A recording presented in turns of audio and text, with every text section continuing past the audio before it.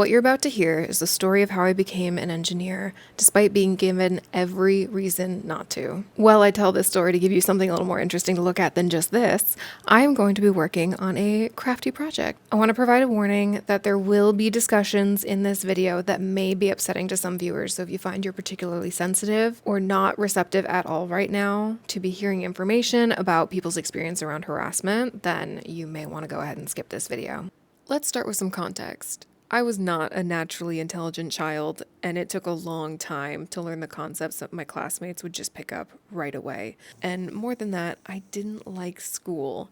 Making things worse, I was defiant. I hated that teachers and various adults of the world were dead set on me learning how to read, but they were giving me these horrible books about foxes jumping over the moon and something about spoons. Why would I want to read? Reading is hard, and my reward is having to read these horribly boring books that I would then have to analyze for no other reason than I was being told to do so. My mom's fantastic stance being, my daughter isn't an idiot, and she'll learn how to read when she wants to learn how to read. And she was right. So in the 5th grade, my family moved. Just across town, but it may as well have been another universe because it was a big enough city where, starting middle school, I didn't really know any of my classmates. And because of that, 6th grade was a pivotal year for me. For most of the year, I didn't have any friends, so there was nothing to do but study. Furthermore, what made you cool in this middle school was being a high achiever. You see, in 6th grade, you got to pick if you wanted to be in regular math or honors math. Being in regular math was a point of shame. You were now categorized as a proper dum-dum. I, not wanting to be a dum-dum, proudly told my teacher that I wanted to be in the honors math class. She said, "Are you sure about that? Regular math would be a better fit for you." And I said, "Is it true that we get to decide for ourselves, like you said earlier?" And she said, "Yeah." So I signed up for honors math. Kids aren't stupid. They know what adults think of them. One of my teachers in early school literally said they were worried I'd never be able to graduate high school, and they had good reason to worry. But my mom was right. She'll learn when she wants to. Don't lock in children's potential for them. If I believed my teachers, I would have aimed much lower in life. And I don't want to rag too much on teachers here because being an educator is one of the most important jobs that exist today. They are criminally underpaid and it's a very difficult job. And I've been fortunate to have some amazing teachers over the years. Now, I knew that my teachers thought I was dumb. I knew my classmates thought I was dumb. So I had something to prove, which is one of the greatest motivators of all time. So that, paired with my lack of friends, meant I had nothing better to do than study. And I studied. I cared so much. I fully had an anxiety attack one day because I forgot a textbook at school, and that meant I wasn't going to be able to study that day. I went from being an apathetic dummy to being highly driven and surprisingly mediocre at school. Drive is very important, but talent is real and hard work will only get you so far. My performance in school really started taking off when I was 13 years old. I made new friends, and my new friends were very smart, and I looked up to all of them. I was part of a core group made up of myself and 3 other girls, and I love these girls. They are a big reason that I was able to succeed as much as I did in school. They bolstered me, they helped me, and they cared about doing well in school, which really rubbed off on me. And for that, I am forever grateful for these friendships. By the time I reached high school, I had been performing well in my honors classes, and I started engaging with extracurricular activities, and I felt confident that I'd be able to do well going into high school. The high school I started going to recently had received a big STEM grant to invest in science, technology, engineering, and math, so they had a variety of engineering classes available, and I signed up for the AutoCAD class for my sophomore year. If you don't know, AutoCAD is a software used to create engineering drawings and models, and I was very excited because it was something I knew sounded impressive to adults, and I had a vague interest in engineering. I didn't fully understand what engineering was, but I liked inventing and making, and this was the closest thing to that. I was pulled into the guidance counselor's class and told that I was the only student in a school of over 2,000 students who signed up for the AutoCAD class, so I would have to pick another class. Now, I looked at the list and had about 5 minutes to pick, so I picked Intro to Engineering. The guidance counselor informed me that I would be the only girl student in the class. I still don't know why she told me this. Maybe it was camaraderie between our shared gender, maybe it was a warning, but I signed up. Day 1 of Intro to Engineering, I learned that the teacher immediately hated me, so I hated him right back. For reference, I was a very polite student and I worked very hard, but it was a tough class and I really struggled. And I hate to play the sexism card because it's hard for me to prove to myself even, but I can't think of a single other reason this teacher hated me. None of my other teachers acted like that. If another teacher was a dick, it's because they were a dick or they hated a specific behavior a student had. But I got the feeling this teacher seemed to not like me and there was nothing I could do about it. Now, he told me I was unlikely to ever have a future in engineering, and that was the day I decided I was going to be an engineer. Not that I wanted to be one, but I was going to be one. And in such a sweet moment of ironic justice, the high school invited me back years later to give a talk to his class on my career as an engineer. That was a good day. And I'm thankful for his class, though, because we had a guest speaker come in one day when I was a student, and he talked about this specific type of engineering he did. And that day with that speaker, I decided I was going to have the same job as this guy. I was going to do the same type of engineering. I was even going to go to the same college that he went to. And I did. I went to that college and I became that type of engineer.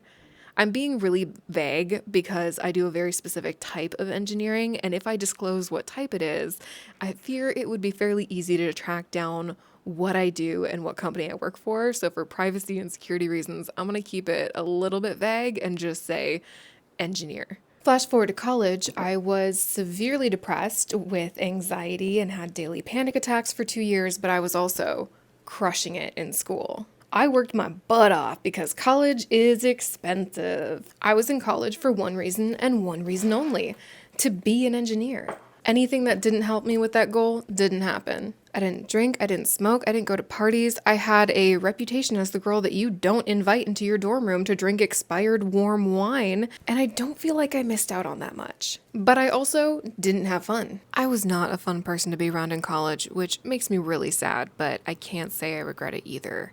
I had my North Star, to be an engineer. I was in the Society of Women Engineers. I was in the engineering club for my specific degree. I was an engineering tutor. And I was also not a lot of fun and famously hated group projects. I will die on this hill. Why are you, the professor, assigning the most apathetic students to be my semester-long group project partners? That's my grade. That's my GPA, which actually was important. Having a good GPA was essential for me to lock down a solid internship. I never got the excuse from my professors that this is what the real world is like. No, it's not. I work on an engineering team, and do you know what happens when someone doesn't pull their weight? They don't get hired in the first place, and they don't stay at the company very long if they do behave like that. Now, I'm not proud of this, but I was assigned to these two dudes to be my partners for the entire semester in my polymer chemistry class, and they would spend the entire time fighting with each other and asking me why I was a virgin. For our big project of the semester, worth most of our grade, one of the guys didn't complete his section. It was 2 days till the due date, and he had months to do it. He kept saying he'd do it. I spent the next 42 hours doing his section and correcting the other guys. The guy that didn't do his section was not happy with me, but I put his name down. I never had any intention of claiming to the teacher that I did it all myself. I never wanted the credit. I just wanted the A on the project, and we got the A. I'm ashamed of how I handled it, but I also will not be compromising my future to coddle the feelings of guys who didn't even want to be there. Well, in college, we had a program advisor for our major, and this guy clearly hated his life and had way too much power. And for my degree, we have a major and a minor. Every country handles this differently, but your major is like your big thing. I have a degree in engineering, and a minor is something a little bit more focused, and you don't take quite as many classes in it as you would for a major, but it's still a topic that you're learning a lot about. Now, for my major, we were encouraged to have a complementary minor, but we were not required, nor were we required to have a minor of any kind. And I did my research and I decided as a freshman that I wanted to be a communication studies minor with a focus in public speaking, interpersonal communication, and intercultural communication. The program advisor for my major rolled his eyes, but was like, sure, you're technically allowed to do this. And over the next 4 years, I would grow a disdain for this man unlike anything else. In the final semester, he looked at my transcript and said he was planning to withhold my degree because I proceeded with my communications minor. It was a headache to prove that he had no authority to do so. Furthermore, my communications degree has proven time and time again to be one of the most helpful decisions that I made in college.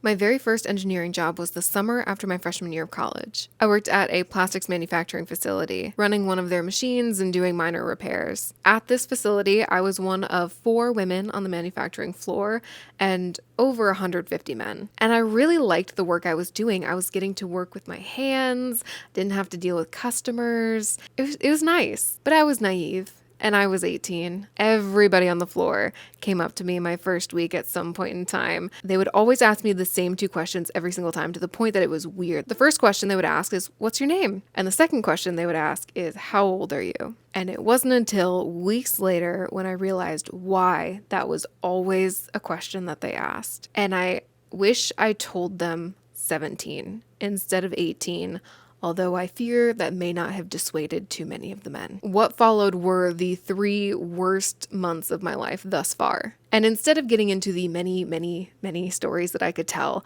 I'm only going to stick to 2. The first one will give you an idea of how I was treated at my work on a daily basis. The factory floor was really loud, and my specific machine was a little bit isolated. The machine was really tall, and it was in a U shape, so there was only one way in or out of the U. I fully recognized the fact that you could scream and no one would hear you. And there was this man. Let's call him Phil. Phil was in his 50s, and Phil liked to come over to my machine throughout the day.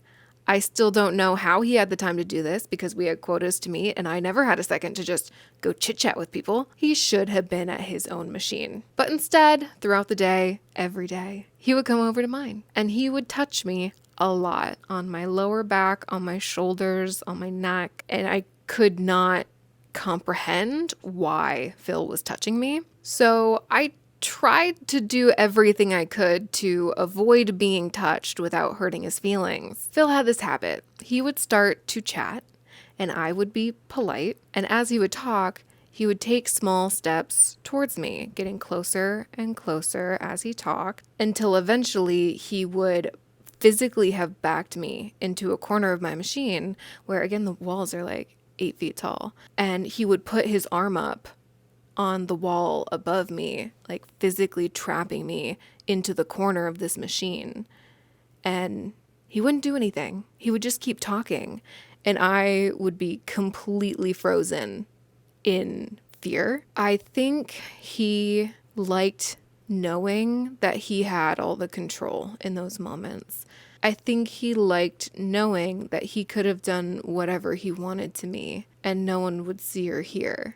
And I think knowing that was enough for Phil. I was so scared and felt very threatened in those moments. I was really scared. So I would have interactions like that multiple times a day, every day, for months, during my 12-hour night shifts. 2 years later, I was in class in college, and one of my professors had leaned over my desk to check my work, and he didn't mean anything by it. He didn't do anything like inappropriate, but I had this visceral reaction to it, and I started hyperventilating and sobbing, and I like ran out of the classroom into the nearest bathroom and just cried until the class was over. And then I walked in and I grabbed my stuff because I had left everything, and that was the first time I had ever missed a class in college. Like, I can emotionally process everything as much as I want, but it's crazy how my body will never let me forget. I still have moments at work. If a male coworker gets too close to me, it's like I'm a teenager again. The second story from this job is a gentleman that was in his 50s. Let's call him James. James was very nice. He was so interested in me, and he was really fascinated that I wanted to be an engineer. And he had worked his way up at that company for the past 30 years. He was very well respected, and everybody loved him. And he asked at one point if I would be interested in going out to eat with him and his wife. I was dating this guy at the time and was like, yeah, bring him too. So we asked for my phone number to coordinate. A couple days later, I got a call at about 2 a.m. and told me how sexy I look when I'm driving the forklift. He wanted to get to know me better. He told me not to tell anybody because they would misunderstand. He told me what he felt about me and what he wanted to do to me. I had been groomed. I didn't say pretty much anything on the phone call because I was so shocked. And when I hung up, I cried myself to sleep. I was really, really angry. because I thought I was doing a good job of networking and getting to know people at my company and taking initiative, and I was being groomed. Oh, and this man's wife worked at HR at the same company. Just as a fun fact. I ended up telling one of the 4 women on my factory floor, 4 including me, and that woman told me I shouldn't say anything because he probably didn't mean it that way. He's such a nice guy. I love him so much. Everybody loves him. You're probably just overreacting. So then I told my boyfriend at the time, and he told me that this guy technically hadn't done anything illegal. So I should probably just drop it. It takes a lot of courage to tell somebody when something like that happens, because I had been telling myself that it was all my fault. Maybe I said something that he misunderstood. Maybe my work pants were too tight, even though they were loose jeans and I wore a loose denim XXL shirt every day. In my mind, it was my fault, and I was really ashamed and embarrassed. And the first 2 people that I told confirmed those thoughts, that it was my fault. Thankfully, I told my dad. And my dad is a very gentle, kind, loving man. And he didn't know how to react, because that's a shocking thing for a father to hear from his teenage daughter, that men older than himself were propositioning his teenage daughter for sex. So he gave me $50 and told me I should go to Target and pick out whatever I wanted for dinner. We weren't a parents handing out money to their kids kind of family, so it actually was nice. And I came home and was thankful to have the parents that I have, because my mom wanted to start a street fight. She's so scrappy. She was ready. My father, on the other hand, had made phone calls to his professional friends that worked in engineering and in HR and asked them questions. He researched my legal rights and talked me through that and what process I should follow if I want to. So I did report that man to HR, and everyone on the floor knew that it was me. My only regret was being polite as a response to harassment. I don't think I'm supposed to say this, but I wish I had made a scene. I spent every day of that summer crying in my car before walking into that building to work, because I was so afraid for my safety. These guys made it clear that they could do whatever they wanted whenever they wanted, but I spent all 12 hours of my shift on edge, afraid, wondering if that was going to be the day that I got assaulted. The horrible anticipation of it was eating me alive. And the worst part isn't what happened. It's what could have happened. It's what I was waiting to happen. Because I had to constantly wonder, if these men are willing to cross this line, I have every reason to believe they're willing to cross any line. A fair question some might be thinking right now is, why did I stay at that job? 1, it paid better than any other job that I was going to get. 2, I believed at the time that I was overreacting, and I was internalizing it for most of my time there, believing that I was doing something wrong and I was embarrassed and ashamed. And 3, I wanted to show these guys that they were not getting to me, which was very much so a performance, because they were. The few times that I have told this story to people, I have usually downplayed it. It wasn't that bad. It could have been so much worse. Worse things happen to women all the time. But as I was writing down kind of what I wanted to say, I thought about how I would tell the story if it happened to somebody other than me. How would I respond if a teenage girl came to me saying she had the exact same experience? And I wouldn't downplay it for a second. I would hug her and I would tell her that it is not her fault. So I just want to repeat for the folks that haven't experienced something like this before. It isn't even what happened, it's what could have happened. They had already crossed my lines. Where were theirs? And I was waiting to find, when were they going to stop escalating and where were they going to draw the line? I never want to experience that fear again, that regularly for that long, especially. And I will protect every single vulnerable person in my workplace. If I ever notice that shit happening again, it is never okay to make someone feel unsafe. It is all consuming, and I didn't even have it that bad. Half a year later, I worked my second engineering job. I had landed a stellar internship in my field and moved out to rural Ohio for 6 months. The team I was working on was mostly older men, and I spent the entire time having constant panic attacks and just freezing every time I was stuck alone in a tiny meeting room with an older man, which happened every day. My job performance was abysmal as a result of this. Another reason it sucked is because the team was just not prepared for an intern. I received zero training, no tours of the facilities, no access to our servers, and was provided vague projects with zero direction. And on my second day of that 6-month internship, the senior manager said, "I'll know you're doing a great job if you never ask any questions. Good engineers figure things out on their own." That was awful advice. They would say things like, "Run a validation on a pallet of stuff downstairs." And I was afraid to ask a question. Which pallet? Where's downstairs? What is a validation?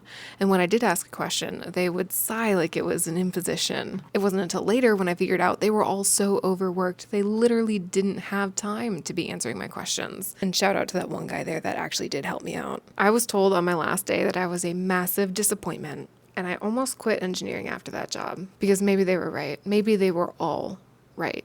And I wasn't smart enough to work in engineering. But I had made a commitment, and I was at least going to finish my degree. 18 months later, I landed one of the highest paying internships in the country for my field. And to be fair, I was a great candidate on paper, and they didn't know I was terrible at engineering. I was the top 10% GPA in my major, already had a 6-month internship under my belt. I worked as an engineering technician in a manufacturing facility. I've been an engineering tutor, and thanks to my speech class, I was actually really good at interviewing and enjoyed it. So I accepted the internship. I moved to Oregon. On my first day, my manager told me, "During the next 6 months, I don't expect you to do anything beyond learn as much as possible. That's the only thing you're here to do, and we will teach you." A week in, the most senior engineer on that team sat me down and he said, "You don't ask a lot of questions. I'm a little concerned. Is there a reason?" And I explained my previous internship, and this man said, "That's the dumbest thing I've ever heard. You are always welcome to ask questions, as many as it takes for you to understand a concept." And he stood by his word. He meant it. He spent the next 6 months mentoring me, and I am so thankful for how he went above and beyond to ensure that I had all the tools I needed to learn. Every single engineer on that team was so ready to help me. They were always happy to answer my questions. And because of that, I learned. At the end of the 6 months during my internship, my boss pulled a lot of strings to extend my internship another year and fixed it so that I could work part-time and remotely while I finished my degree. That was a huge deal pre-2020. She was basically like, "You don't have to do much, but I really want to keep you on staff." The team had not been approved to hire anybody, and it was a battle. And the day she called me saying she finally got approved to hire me full-time after I graduated, I screamed and jumped up and down on my bed. I am so lucky I got the job. And I've now been there for 7 years. For about 2 years, I was rocking a 60-hour work week, and it was really rough on me, my anxiety. I almost quit. I was beyond burnt out and falling apart, but then I remembered I was allowed to ask for help here. And I told my manager I couldn't handle my workload, which was an incredibly difficult thing to admit. And she said, "No problem. I had no idea you were doing so much. Your coworker has some free time. Let me know if you need anything else."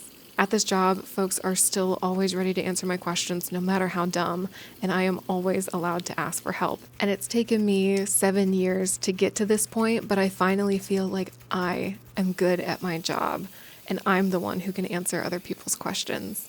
That's it. That's the story of how I became an engineer. It's every little decision and event that led to where I am now. There was luck, hard work, privilege, harm, but today I am an engineer and I am confident in what I do and I am proud to be where I am. On top of all of that, I am incredibly thankful for all the people who have had a positive influence on me, who have been role models and mentors. I'm thankful for the opportunities that have been presented to me over time, and I am thankful that I was brave enough at the time to take those opportunities as they came up.